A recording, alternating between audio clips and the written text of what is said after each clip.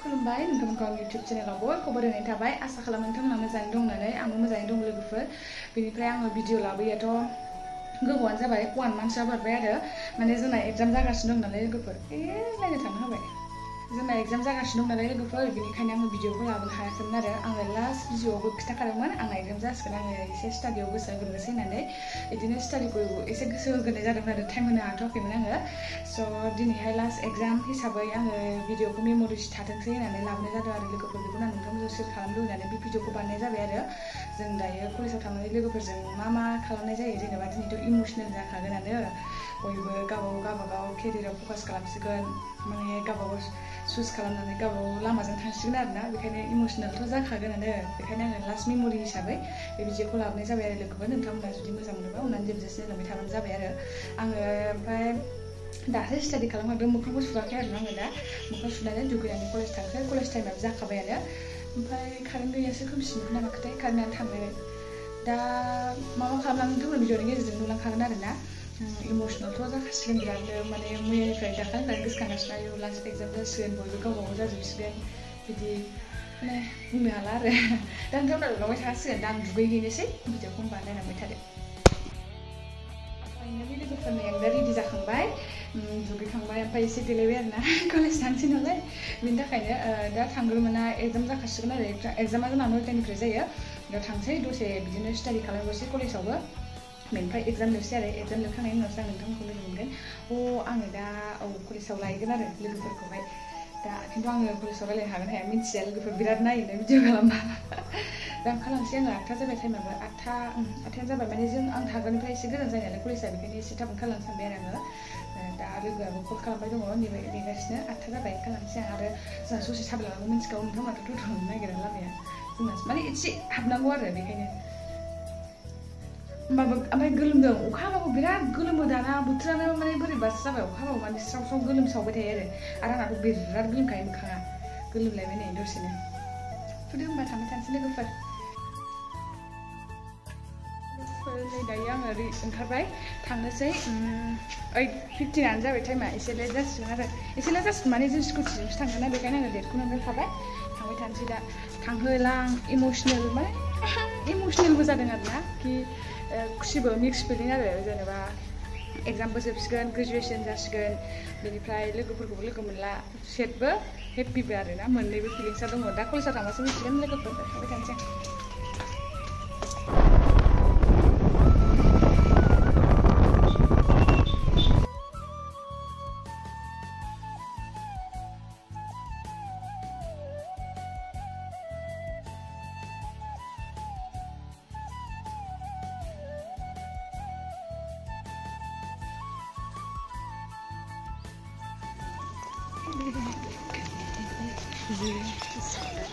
Kanan belok fैगासिनो आंना एखेबार देखिलि जेनेखौ ओमफ्राय हिरा मन्दिरनिया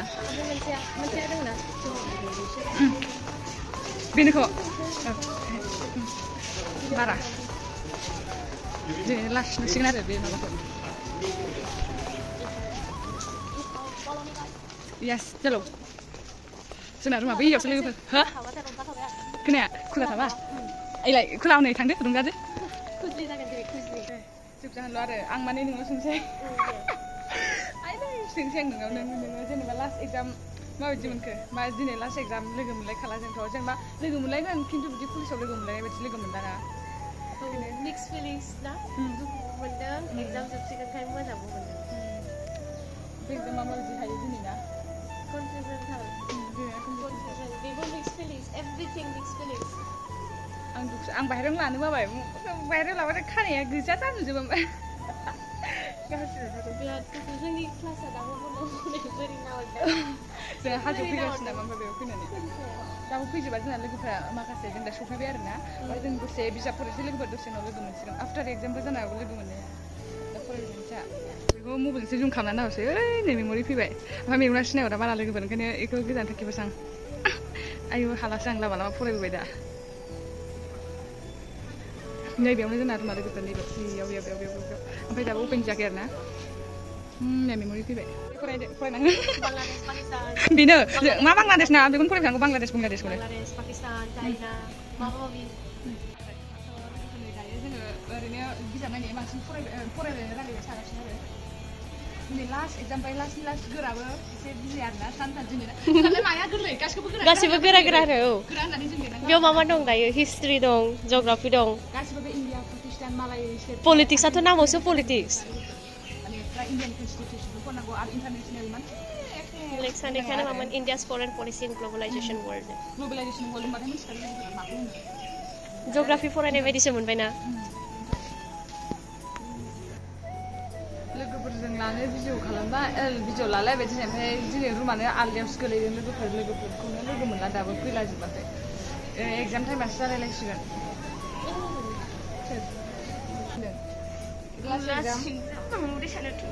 उदै खादोंनो बेहा आयै फिसा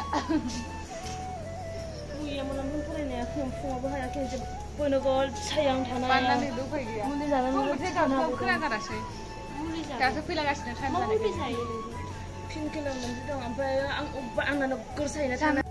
नोंथाङा माबायदि मोनदों उदै सानाया नों फैग्रोमोना उदै सावबाय आं फैग्रोमोना उदै सागाबाय नै गाइस मोजां खोनादों दे नोंथाङा औ दे दासिहरबाय सोरनि ब्लगाव नबनि ब्लगाव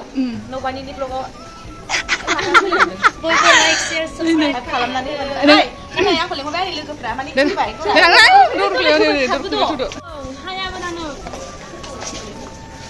हाय गाइस उदै सानानै हायगासिनो बोरै ओमफ्राय रोंसै आंनाव थांसिगोन नालाय नंगौ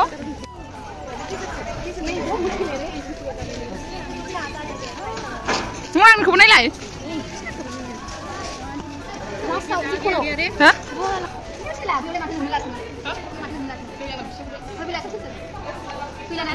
ए नोंखौ भिडिअ लानोसै नेनो लादों वेडिंखौ लादों दिनैनो लासैनो मोनथिना बयबो कन्फिउसाव दंजोबो माबा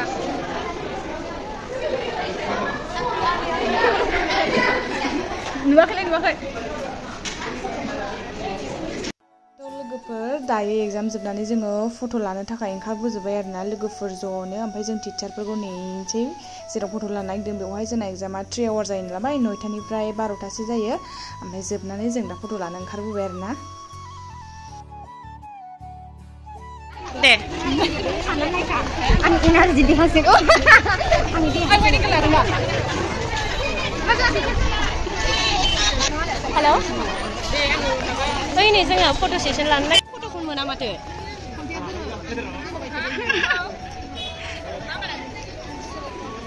थानानै लेखा फरायदो दे होनबाय नबानिखा औ दे जाबाय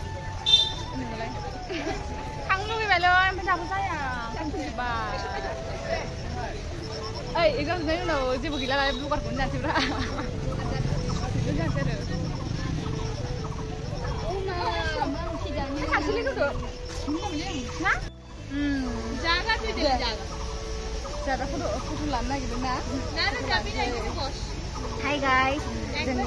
माने फाइनाल एग्जाम जोब्बाय ओमफ्राय ओरैबायदि सान्थि ओमफ्राय दिनै ओरैबायदि मोजाङै नुखागोन आङो उन्दुनाय सिगां उन्दुनाय गैला ओमफ्राय मेगनाबो दाग सारकोल जाजोब्बाय हामजोब्बाय बिराद हामबाय आङो माने एग्जाम समाव बेलेग बुस्थुआव फकास खालामनोनो हाखाया गाइस ओरैबायदि माने ओमफ्राय दिनैसो ओरैबायदि सान्थि उन्दुगोन आलाम सालाम बन्द' दिनै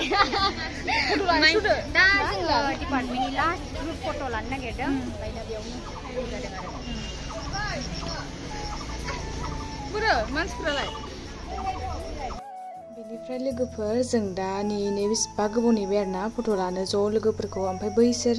मिसमोन नुनाया बिसोर जोंनि टिचारफोर जोंनि डिपार्टमेन्टनि गोजा आरो बिसोर मेम मोनहा दा जों ज'यै लाजोबसै लोगोफ्राबो फैजोब्बाय नालाय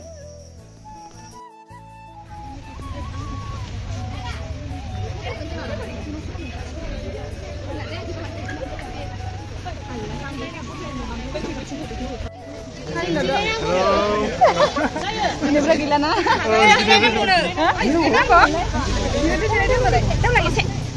Isi coba, cek. Gabai.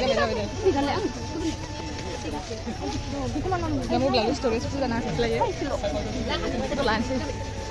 थांसै बाय बाय फट' लाखांजोब्बाय थांसै एबार ओइ फैबाय बाय बाय ओइ लिनिन बाय बाय दा आङो कलेजनिफ्राय एग्जाम होखांनानै फैबाय बेनिफ्राय ओरैबायदि बावदों आङो ब्लग लानो माने